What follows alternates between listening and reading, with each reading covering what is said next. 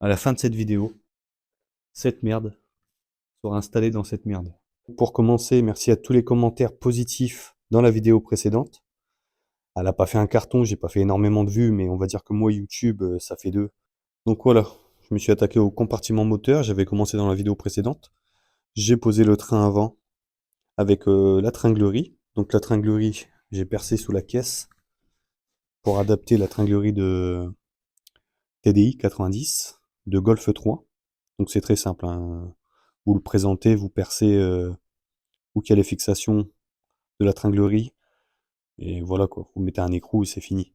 Il faudra que je rachète un tuyau, car il y a un petit problème. Donc train avant, la tringlerie. J'ai dit dans la vidéo précédente que j'allais passer en Master Vac de Golf 3 TDI pour être en hydraulique, car c'est une boîte de Golf 3 TDI avec un embrayage hydraulique. Mais j'ai découvert ceci, cette petite pièce qui permet de rester en embrayage à câble. Ça convertit le câble en hydraulique. Donc sincèrement, beaucoup moins de modifs. Bon, pour ce qui est du freinage, ça risque d'être limite avec ce Master Vac là. On verra par la suite pour changer au moins le mètre cylindre. Voilà, donc là ça évite toutes les modifications du Master Vac, repercer la caisse, adapter l'émetteur, racheter un câble hydraulique, adapter le pédalier. Donc là, ça me permet de rester à câble, embrayage à câble, mon accélérateur à câble, c'est parfait. J'ai mis un petit coup de prop, vraiment à l'arrache, on va dire. Donc j'ai décapé, j'ai mis un petit coup de blanc. Bon, le blanc, il est pas pareil que la caisse parce que il vient d'être fait, quoi. J'ai installé le bocal de liquide de refroidissement de Golf 3 car il y a le capteur de niveau. J'ai reposé ma traverse parce que j'avais des calculs à faire. Je voulais voir par rapport au radiateur comment j'allais procéder. Je voulais installer un radiateur de Subaru, une Preza Boxer, donc c'est du diesel mais ça ne change rien, que j'avais en stock, et malheureusement il est trop haut. Ça m'emmerde. Donc pour l'instant, je vais rester avec celui d'origine de la Golf 2. J'ai aussi bien avancé sur le bloc, donc j'ai tout remonté les à côté, collecteur, les injecteurs, la rampe. J'ai remis un cache-cube buteur que j'ai pas en noir parce que les autres c'était vraiment horrible. J'ai commencé à adapter les durites pour le refroidissement, parce que en sachant que j'ai eu aucune durite, que ça soit d'eau, de dépression, etc. avec le bloc, j'ai dû adapter. Donc ça c'est de la Golf 2, et des durites de Audi A3 TD 130. Enfin bref, il faudra encore que je recommande des durites de dépression pour la N75, etc. Savoir si je ne la supprime pas. Donc tout ce qui est distribution c'est ok, j'ai monté le papillon, donc à câble. Et on est très bien. Pour ce qui est de l'intérieur, j'ai pas vraiment avancé, à part avoir installé la tringlerie comme je vous ai dit. Donc c'est assez simple. Vous présentez votre tringlerie de boîte 5 de Golf 3. Vous percez vos petits trous. Et voilà quoi, un écrou et c'est réglé. Il me reste encore à adapter ici pour pas qu'il bouge en va-et-vient. Dégager la console centrale qui est d'origine sur la Golf 2 en 1,3 litre, etc. Pour passer en grosse console centrale, je vais claquer mes manos ici, je pense. Ça fera déjà un peu plus beau. Pour ce qui est du siège, côté passager, j'ai commencé à pré-percer mes rails pour le poser. Ensuite, il faudra que je fasse un micmac avec le faisceau pour adapter les sièges chauffants du coup, pour que ça soit fonctionnel. Et on sera très bien de ce côté-là, niveau intérieur, je ne change rien. Oui, j'ai oublié de vous dire aussi, j'ai enlevé le faisceau, donc, qui se trouve ici. Donc tout ça, ça dégage. C'est toute la mécanique du 1,3 litre. Donc j'ai fait un petit tri là-dedans, la boîte à fusible elle est là. Tout ce qui reste, commodo, klaxon, chauffage, autoradio, compteur, etc. Il me restera les moyeux là en 4 par 100 à dégager. Je vais installer ceux de GTI en 5 par 100. Enlever mon train arrière, je vais le faire tout de suite dans la suite de la vidéo. Poser celui de Golf 3 GTI. Donc ça sera à disque en 5 par 100 aussi. Donc c'est du plug and play, hein. Vous débranchez votre frein à main, vous enlevez votre durite de liquide de frein, vous rebranchez tout sur celui du Golf 3. La seule différence, c'est que là, il faut sortir les tambours pour enlever le frein à main, le câble de frein à main. Alors que sur le train arrière de Golf 3 GTI, il est directement sur l'étrier. Pour ce qui est de l'arrivée d'essence, donc ce filtre-là, ça va dégager, bien sûr. Je vais installer une pompe externe. Donc j'ai vu des 125 litres par heure, des 300 litres par heure, je ne sais pas encore.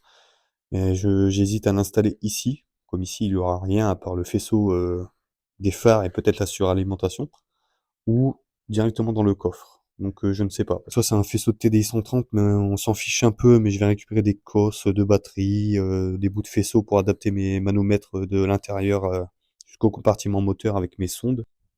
Donc j'ai récupéré un turbo d'origine, un K03. Pour l'instant, ça sera très bien. Pour ceux qui sont intéressés, qui veulent des pièces, vous me le dites. J'ai plein de pièces, j'ai des pistons d'origine, des bielles d'origine, etc. Je vais me débarrasser de tout. J'ai une culasse là-bas qui me sert à rien non plus. Donc comme j'ai dit dans la vidéo précédente, dans la partie 1, j'ai un calculateur qui a été passé au banc avec un stage 1 qui sort 205 chevaux. Donc pour l'instant, c'est vrai que c'est plutôt faible, mais dites-vous que c'est une voiture qui fait 800 kg. Ça sera déjà plus marrant qu'un 1,3 litre. Et par la suite, une fois que tout sera bien installé, que j'aurai fiabilisé mon montage, que ça soit le freinage, le moteur qui tourne rond, etc., on passera sur un autre collecteur et un turbo un peu plus gros, un GT28 ou autre. Parce qu'en sachant que le moteur est forgé, les bielles sont forgées, etc., il peut encaisser un bon 300-400 chevaux sans problème. Bon, pour les connaisseurs, vous savez que à partir de 300 chevaux, une Golf 2 en traction, ça ne passe plus rien au sol. Donc je pense que je vais me limiter à 300. Après, ça devient vraiment une machine à burner. C'est incontrôlable. Bon, c'est sûr, c'est drôle, c'est marrant. Mais j'en vois pas forcément d'utilité en sachant que c'est une voiture avec laquelle je vais rouler tous les jours. Surtout les amis, quand vous faites des projets comme ça, qui polluent la planète, pensez à l'écologie. Qui est du calculateur, voilà. La partie qui va au compartiment qu'est-ce que je vous raconte? La partie qui va à la boîte à fusibles et la partie du faisceau moteur. Donc, ce qui est drôle sur ces caisses-là, c'est que sur le 1,3 litre, et si je dis pas de conneries, peut-être aussi sur les 1,9 litre D, les 1,8 litre, je suis pas sûr, il n'y a pas de calculateur. Mais ils ont le petit emplacement pour le calculateur. Donc, selon le câblage, comment il va être foutu, mon faisceau, je l'installerai directement ici, quoi, on va pas s'embêter.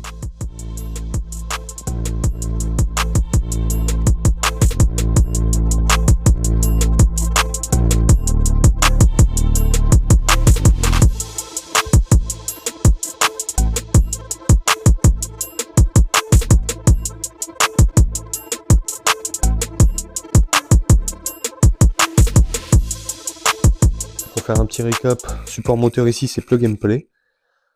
Là-bas aussi, c'est bon, c'est posé. Mais bon, là si je vous fais voir, vous allez rigoler. Plug and play.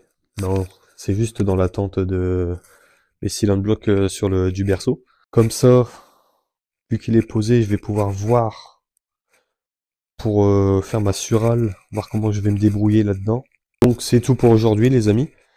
Pour aujourd'hui, bon ça fait 2 jours que je suis dessus. Et dans la partie 3, avec un peu de chance, bon, déjà la vidéo durera plus longtemps. Là je fais vraiment des petites parties, parce que j'avance doucement. La partie 3, il va vraiment y avoir un coup de fouet. Et avec un peu de chance, à la fin de la partie 3, il démarre.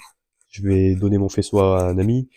Je vais commander ma surale. Je vais avoir mon collecteur peut-être tout à l'heure, donc il sera posé, etc. Vous n'avez pas besoin d'un tuto pour poser un collecteur et un turbo. Il me restera les cardans à poser qui sont là. Donc je vais peut-être filmer ou alors ça sera en off. Mais pour vous dire que dans la partie 3, le moteur démarre. Ce sera peut-être pas sur nos routes car il me reste pas mal de choses à faire châssis. Il y aura les réglages, quelques soucis à régler et tout ça, etc. Mais voilà. Donc, n'hésitez pas à vous abonner les amis, activez la cloche si vous voulez être au courant en temps et en heure quand je sors la vidéo. N'hésitez pas, comme dans la partie 1, à commenter, à liker, à me dire ce qui vous plaît, ce qui vous plaît pas. Et si je peux vous donner d'autres techniques dans la prochaine vidéo, de moi-même, vous me demandez dans les commentaires de cette vidéo. Et pour que je vous expliquerai, je ferai un petit passage vidéo pour répondre à votre commentaire. Si vous voulez savoir comment j'ai mis ça, comment j'ai fait ça, qu'est-ce que je vais faire après. Voilà. Donc voilà les amis, merci. Et comme je vous ai dit, n'oubliez pas de vous abonner.